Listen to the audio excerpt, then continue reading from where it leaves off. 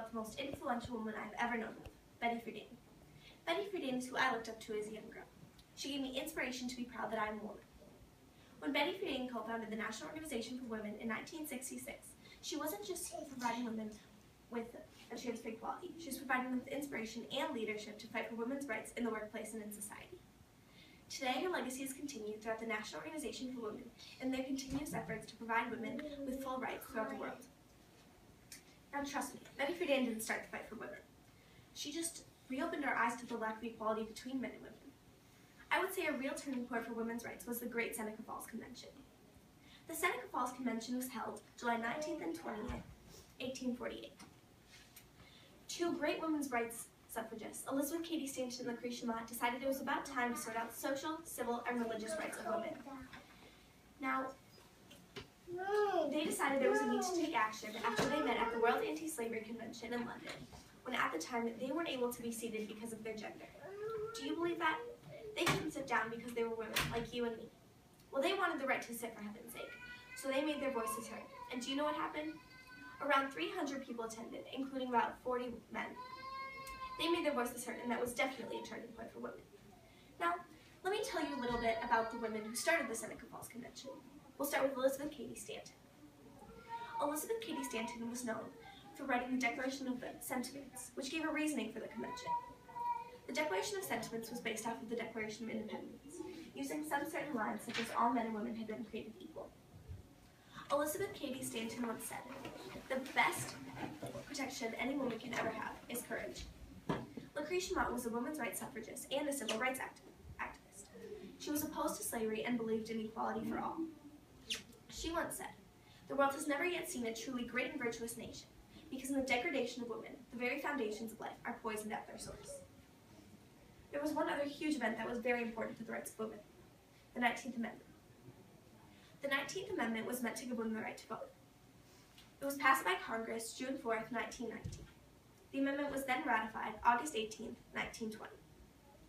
Now, when the amendment was ratified, this was the first time that women had been recognized by the laws of our country. Now, after a long fight for it to happen, it was a huge deal when the 19th Amendment was finally ratified. And, however, even though this law sort of saw women as equals in our society in some way, they were still considered lesser than men.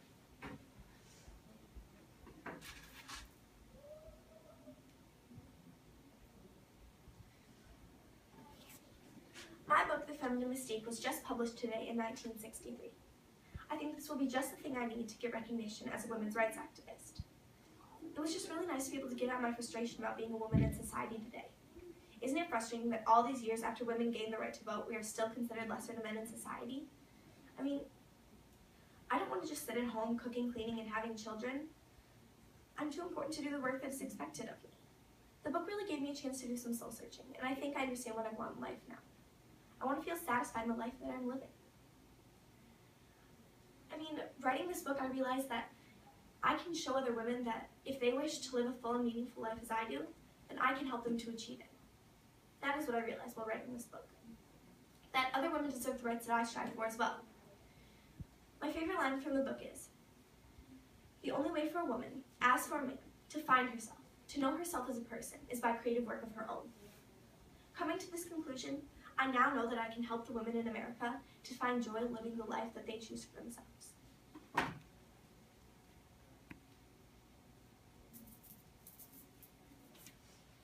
When Betty Friedan wrote The Feminine Mystique, she often referred to the struggles women faced as the problem that has no name. The book was written during the Vietnam War, a time when people were really questioning authority. And the book helped women to find their voice in a tumultuous time. Some people felt that the book was anti-man and anti-marriage, but it was really just about women finding fulfillment outside of their traditional roles. 3 years after Betty Friedan wrote The Feminine Mystique, she co-founded and became president of the National Organization for Women. Women attended multiple informal meetings, and after a national conference was held, they just knew something was missing. June 1966, in Washington, D.C., the National Organization for Women was born. These women were seeing that the Civil Rights Act wasn't being enforced, driving them to realize that they had seen little to no progress regarding the status of equality for women. After coming to this realization, these women came together and they founded the National Organization for Women, the NOW. Now, the NOW was meant to gain equality not only in the workplace but also in general society. NOW also strived to give women a feeling of freedom and dignity. When Betty Friedan was a woman who had a very interesting view on the struggles that women faced. She once said, "Women are not the enemy, or men are not the enemy but the fellow victims. The real enemy is women's denigration of themselves." Women started joining NOW, lobbying and leading marches, and fighting for the Equal Rights Amendment, and NOW gave women something very important that they needed at the time: faith. After seeing all NOW had accomplished, I knew that I could do anything, and that my gender should not be a barrier to the life that I want to live. NOW gave many women the courage to stand up and fight for their rights. From 1977 until 1979, there was a strike in Wilmer, Minnesota referred to as the Wilmer 8. Now, these were 8 women who stood up for their rights at a local bank that they all worked at in order to get rid of sexual discrimination in the workplace. See, these were 8 women who were inspired by NOW, and they went on to inspire multiple women across the country. And this strike went on to be featured in a documentary and in multiple local and national media. In 1978, NOW hosted a march to support the Equal Rights Amendment, bringing together more than 100,000 people. I mean, this definitely gave women the chance to find their voices, considering that there were so many people there to listen.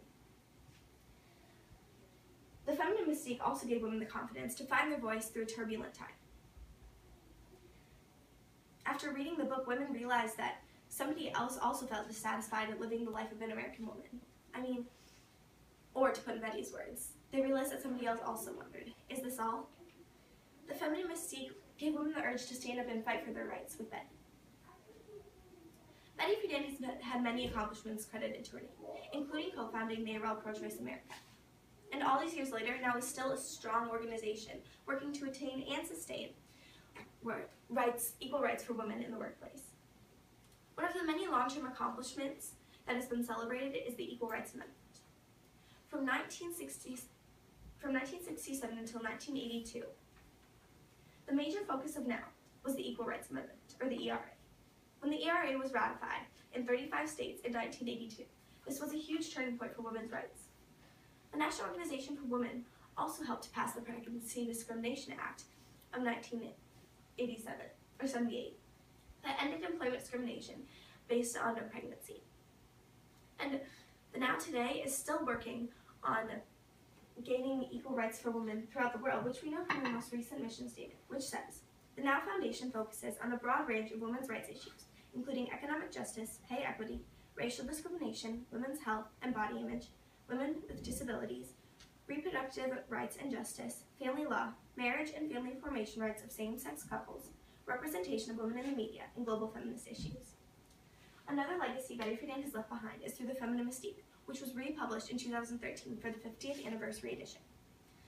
Women still buy the Feminine Mystique today and connect with its message.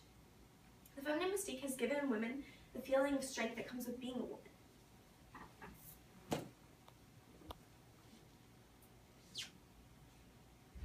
Women's rights have come a long way, I will say that much.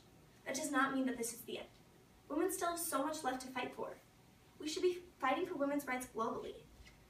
We should be fighting for equal pay between men and women, considering that in society today, men who have the same exact job as a woman are paid 7% more. Government research funding specific to health issues of women should be available. Women should not be beaten or murdered based on extreme religious beliefs. The hashtag Bring Our Girls Back needs to be something of the past. All women should be valued and should be treated with the same respect as men. Thank you.